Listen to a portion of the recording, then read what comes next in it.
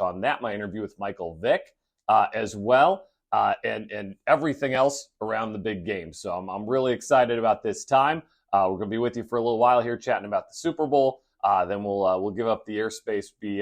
Hope you guys come back at 2:00 for this week in the General Assembly. That's always a treat as well to watch that. So welcome into RTD headquarters here at the Super Bowl in Phoenix. It's been a very busy week. The whole league's here. Taylor Heineke was here yesterday.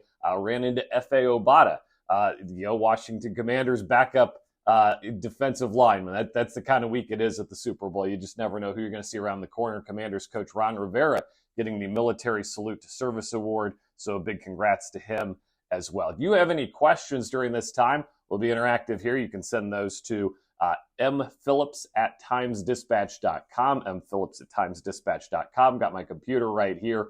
We'll field your questions as we go along, chat about the Super Bowl. I want to start, though, with K'Von Wallace, Richmond's own from Highland Springs, and he's going to play on the Philadelphia Eagles this week. We wrote about him earlier in the week on Richmond.com, trying to reach some fairly unprecedented territory. This is hard to do. He won a high school title at Highland Springs. He won a college title. He went to Clemson and was a college title winner at Clemson. And now he's with the Philadelphia Eagles. He's playing in the Super Bowl here as we approach Sunday's big game. He's got a chance to hit the trifecta. Now, some people are saying, I've seen it written, he would be the first to do this from the Richmond area. I don't think that's true. So we'll go right there first. We'll break this down. Willie Lanier, arguably one of the most famous football players in Richmond history, in Virginia history, really. He played in the era of segregation in the 1960s. He won the Black High School League championship at Maggie Walker. He won the Black College championship at Morgan State. I'm not penalizing Willie Lanier for segregation. To me, he won the biggest championship available to him at the time. He won the Super Bowl IV with the Kansas City Chiefs, who are here this week. He's still involved with the Chiefs organization. So to me, K'Von Wallace would become the second player to do it. There's some other, Percy Harvin, down in Virginia Beach. He's done it recently, but we don't have a lot of examples. So really cool story. K'Von Wallace, and man, what a tribute to what they're doing at Highland Springs over there. Not just building a football dynasty, but doing it in a way that they're competing with the Northern Virginia schools. They're competing with the Virginia Beach schools and winning state titles now, which you didn't see 10 years ago. You didn't see that 20 years ago. I think that's just a cool thing for the whole city and certainly for the East End to have legitimate title contender teams. A state like Virginia, where, some of those beach schools, some of those Northern Virginia schools are very well resourced, draw from a big population. So it's certainly cool to see K'Von Wallace here at the Super Bowl representing. Ant Harris also here at the Super Bowl. Anthony Harris, another Richmond kid. He is on the Philadelphia Eagles. We don't know if he'll be on the game day roster yet, but he is with the team. He is practicing here, and he's on what you would probably describe as the tail end of a very productive, very good NFL career.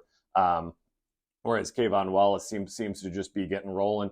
So a lot of local ties all over the board. Chiefs have some local ties too. Juan Thornhill is a UVA kid. He grew up kind of just south of Lynchburg in Virginia. And Joe Colum, longtime University of Richmond defensive coach, defensive coordinator. He was an absolute hoot to catch up with earlier this week. So that was a lot of fun as well. For those of you just joining us, we're chatting Super Bowl here from Phoenix, Arizona, site of Super Bowl 57 this week. I'm Michael Phillips. I've been leading the Times-Dispatch's coverage this week. Sun's just rising here in Phoenix. We're getting the day started. Going to be another great day. The mood shifts on Friday at the Super Bowl. All week long, it's a convention. It's the NFL convention. The whole league's here. Just set players from all the different teams, officials. Everybody's here mingling. It's got a very, very workmanlike thing that the teams are practicing. They're doing their intense practices, their media obligations, that sort of thing. Today's the day that folks like me leave town. I'll be out of here in a bit too. The former players leave town. The Radio Row packs up, and it becomes more of a celebrity party scene for the weekend. It just started ramping up last night. It was a pretty lively night out in Phoenix, and tonight's going to be the concerts, the parties. Same tomorrow night as you lead into the game, as the people coming here to attend the game roll into town. So the town will have a nice buzz to it today and through the weekend. It's great to be in Phoenix, which is a great Super Bowl host city. there's always plenty to do here. The Waste Management Golf Tournament is in town this week too. And by the way, Kevin Durant is here now too. As of a couple of days ago, he got traded here. So as sports weeks go, it's been a pretty good sports week for Phoenix. I do want to make sure we talk Commanders for a bit. That's what I do. That's what you guys hear from me from on a day-to-day basis. I was stunned when I chatted with Ron Rivera yesterday when he said it's not a given they're going to pick up Chase Young's fifth-year option. That was a stunner to me. Now, we could talk about Sam Howell in a minute. I wasn't stunned by the Sam Howell news. I just don't think there's a veteran quarterback worth going to get. What would this fan base do if they went out and got Derek Carr, to be the quarterback if they paid Jimmy Garoppolo, 4 years, $120 million, something outrageous? Nobody's clamoring for that. Nobody wants that. That's not what anybody wants here. People want to see the Washington Commanders draft and develop a quarterback. And here we go. It's Sam Howell's time. It's Sam Howell's opportunity. That doesn't disqualify Taylor Heinicke, a guy who I ran into yesterday here on Radio Row. Doesn't disqualify Taylor Heinicke from coming back. And indeed, Ron Rivera said that's an option they'll pursue. But it's going to be Sam Howell's team, and I think that's the right move. We'll talk about offensive coordinator in a minute. But I'm derailing myself because we got to talk about this Chase Young news because, yes, it's a lot of money. The fifth-year option is $17 million. On the other hand, elite pass rushers in the NFL right now cost more than $17 million. It's 22 a year. It's 23 a year to get an elite pass rusher. And the statement I'm hearing from the team is, we don't think Chase Young's in that camp. Now, you can argue that the results probably bear that out to a pretty good extent. You look at what he's done the last few years. But this is a number 2 overall pick in the draft. You've got to hit on those. You're a number 2 overall pick in the draft. You did something very wrong the previous year. And the NFL is saying, let's get you one of the very best players in the entire league. You look at the history of number 2 draft picks. Yes, there are some busts. But there's some guys who are in the Hall of Fame who have done very good over time. To even have the discussion of whether or not there's a fifth-year option, to me, says Chase Young is struggling to make the impact they were hoping he would make in Washington.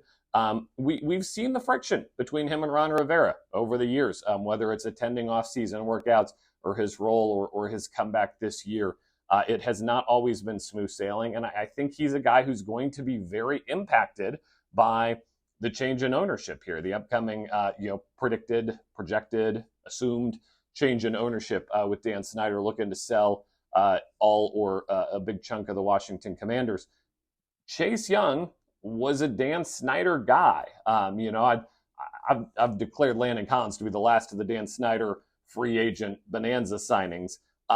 Chase Young's probably the last of the Dan Snyder draft picks. I guess Haskins came after Young. Chase Young, Dwayne Haskins. Those were the Dan Snyder picks. The young new Dan Snyder's family going way back. I mean, that's the guy. If you're Dan Snyder, that's that cut from the cloth. The kind of player you want. A celebrity, kind of an outsized personality, really dominant at a big, high-profile position, kind of guy who's going to get you on Monday Night Football games and things like that. But Dan Snyder's influence is waning. He presumably will not be the owner at this time next year. That would be my, that's probably the safest of the predictions. I think he might not be the owner at this time in April. But it's, how that plays out, that fifth-year option will be fascinating. The other Commanders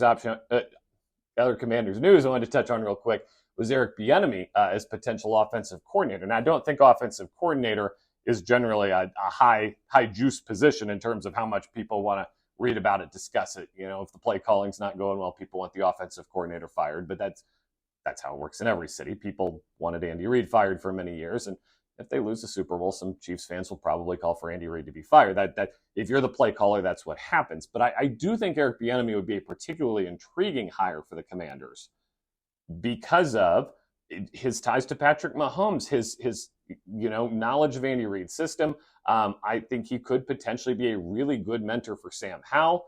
I would also throw some cold water on the situation and just say, hey, first-year play callers don't often succeed. Sean McVay was up and down in his first year as a play caller here. Jay Gruden took a lot of the heat for that, but that was Sean McVay who was having his growing pains. Scott Turner, we saw his first year here. It's not always a straight line of growth trajectory if you're talking about offensive coordinators and call them a play. So I would temper expectations, but I do think it's fair to be really excited about the possibility of Eric Bieniemy and what that would bring.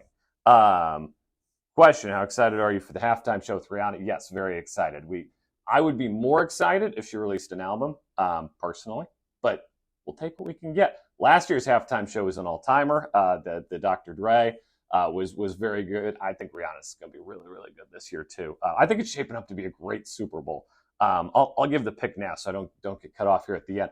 I'm taking the Eagles, but man, this has the potential to be a really, really good Super Bowl. I think you got a healthy Jalen Hurts who's a lot of fun to watch. Football's more fun when the quarterbacks are doing fun things. And Jalen Hurts, man, he is exciting to watch. He's dynamic.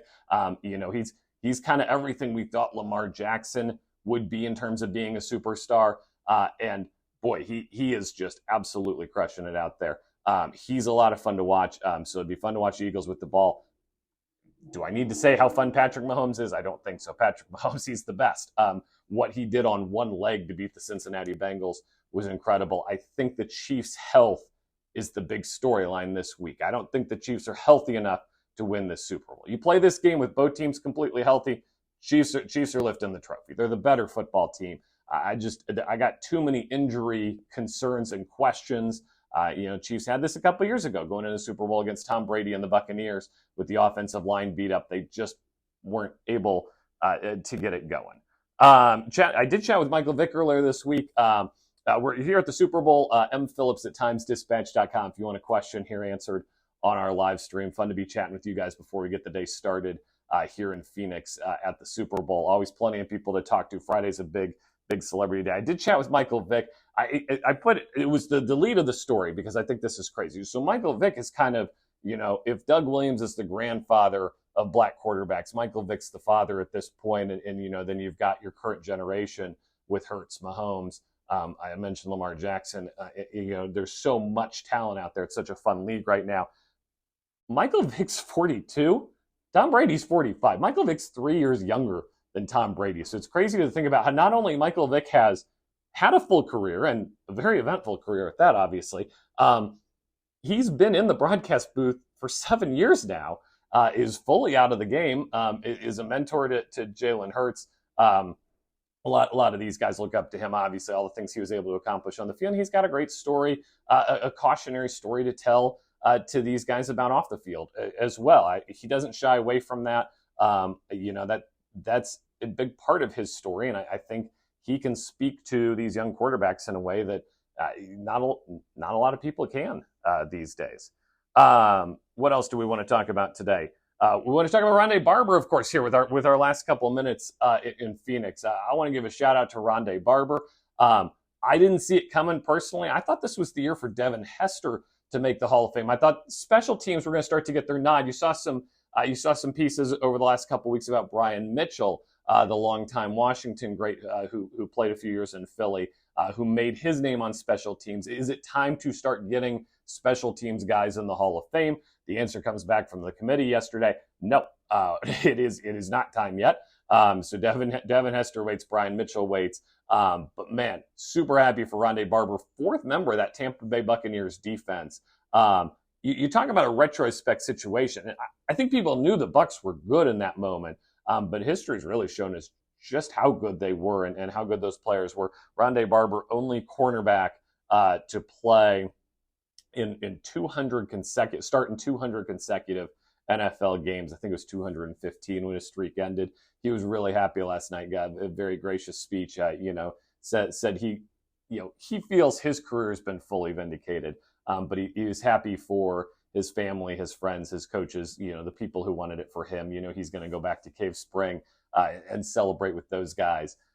So really happy moment for him. So I think it's time to wind down our chat here from Phoenix. We got about a minute left in our time this morning. Make sure to come back at 2 o'clock for This Week in the General Assembly. Andrew Kay and his team, they always do a phenomenal job. One more day here in Phoenix for the Times Dispatch. For me, Then we'll wrap this thing up, send it home, and we'll all be enjoying what I think is going to be a great Super Bowl on Sunday. I had Jalen Hurts, Patrick Mahomes,